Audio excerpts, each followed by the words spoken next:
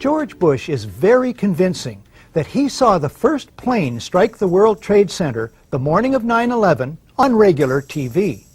He provides supporting details, has repeated the story, and never retracted it. It has run on the White House website. According to the official White House version, it was at this moment in a Florida classroom that Bush learned the second plane had hit the World Trade Center and that the U.S. was under attack. But here's what George Bush himself said almost 3 months later when asked about September 11th.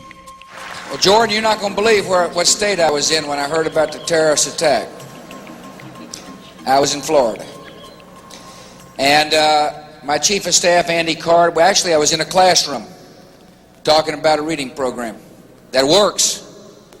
And was sitting outside the classroom waiting to go in, and I saw an airplane hit the tower of a TV. You know, the TV was obviously on. I used to fly myself, and I said, well, there's one terrible pilot. And I said it must have been a horrible accident. But I was whisked off there. I didn't have much time to think about it. Could George Bush have seen on ordinary TV the first plane hit the World Trade Center? No, he could not have. The footage of that first strike only shows up on television the next day, September the 12th, 2001. It was taken by a French documentary crew that happened to be in downtown New York.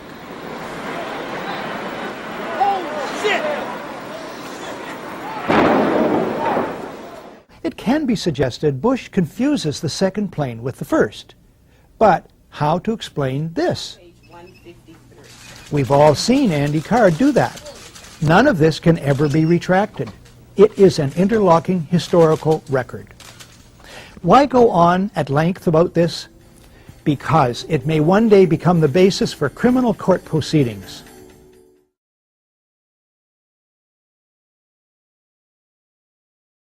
Describe the design of planned attacks on buildings inside the U.S. and how operatives were directed to carry them out.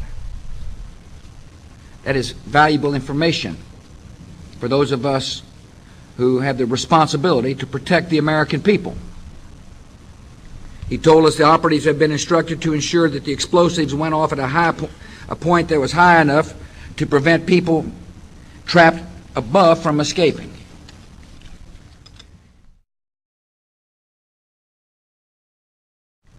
He told us the operatives had been instructed to ensure that the explosives went off at a point that was high enough to prevent people trapped above from escaping. To ensure that the explosives went off.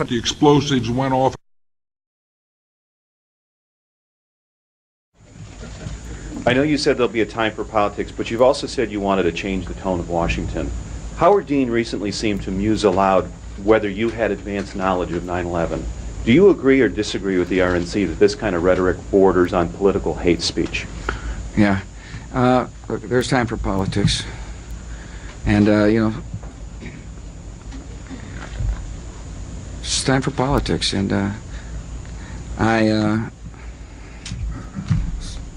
it's an absurd insinuation. In that case, sir, can I follow up on something unrelated?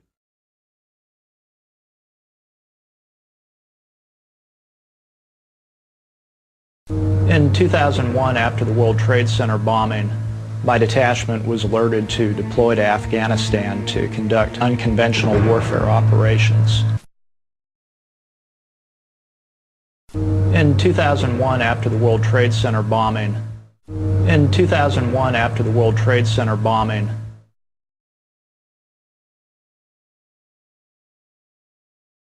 I have a sense, if we imagine the kind of world we would face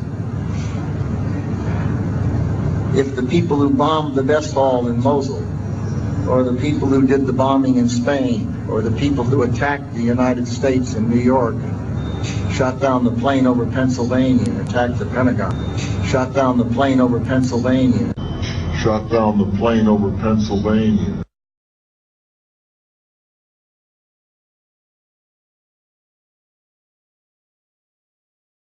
I remember getting a call from the fire department commander telling me that they were not sure they were going to be able to contain the fire. And I said, you know, we've had such terrible loss of life. Maybe the smartest thing to do is pull it and they made that decision to pull, and then we watched the building collapse.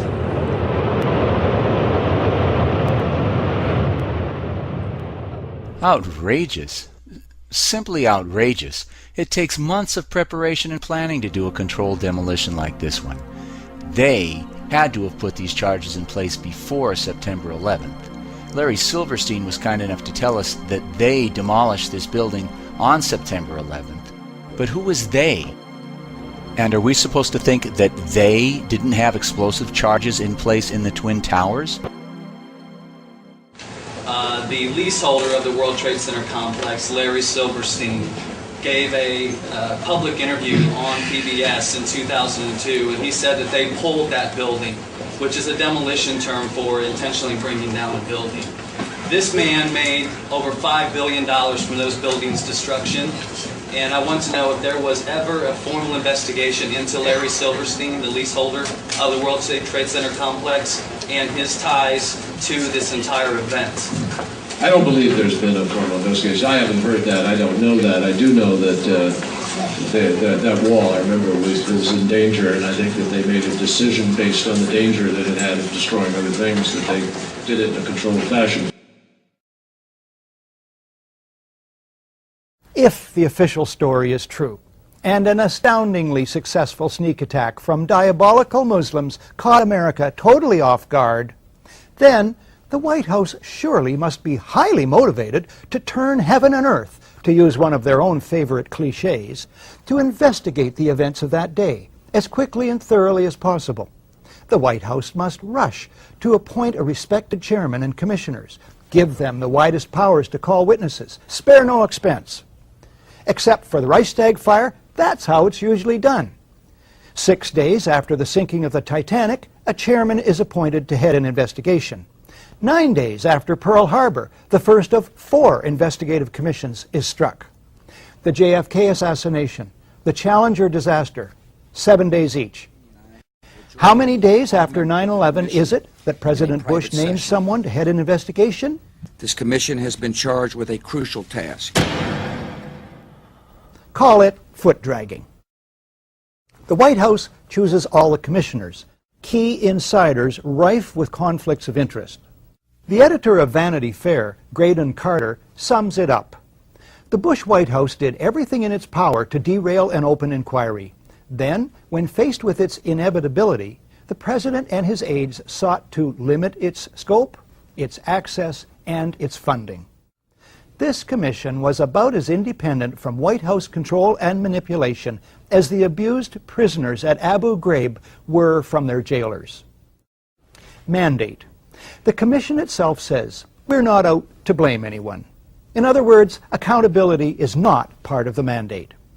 Budget. In January 2003, the Bush administration allots the commission $3 million.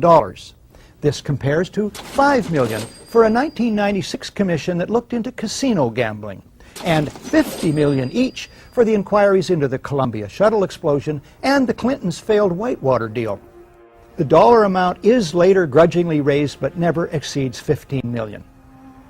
The White House releases only 25% of 11,000 documents requested. It blacks out portions of the released documents, resists requests that the administration officials testify under oath, and tries to rush the commission's deadline. After a cat-and-mouse game, Bush and Cheney meet the commission. But it is behind closed doors. They refuse to testify under oath. No tape recorders are allowed. No transcript is allowed. Bush makes no opening statement, and those taking notes must submit them to security personnel. All of this is what is called in law guilty demeanor. The behavior of the White House in relation to the commission from start to finish only makes sense if the official story is a lie and the truth needs to be kept secret.